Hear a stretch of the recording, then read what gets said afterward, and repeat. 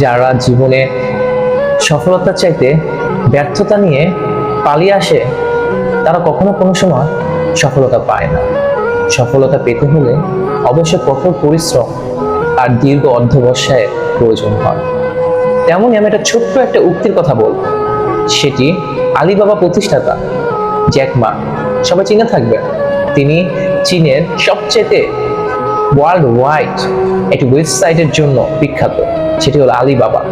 এই আলিবাবা প্রতিষ্ঠাতা Jack Ma, তার নিজস্ব একটি উক্তি রয়েছে।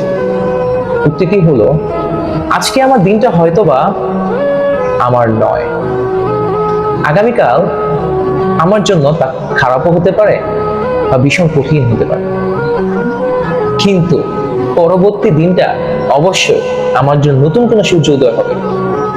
এর অর্থ, আজকে আপনি ব্যর্থ হয়েছেন, আগামী দিন আপনার এই দিনটাই কঠিন হয়ে আসবে, কিন্তু পরবর্তীতে আপনি সফলতা পাবেন। তাই ধৈর্য ধরুন, অধ্যবসায়কে নিশ্চিত রাখুন এবং আপনার স্বপ্নকে বাস্তবায়ন করার জন্য কঠিন থেকে কঠিনতম পদক্ষেপকে পার করে সামনের দিকে এগিয়ে যান। ইনশাআল্লাহ, আল্লাহ সবার জয় আপনারই হবে, জয় আমাদের হবে, জয় হবে যারা পরিশ্রমী তাদের।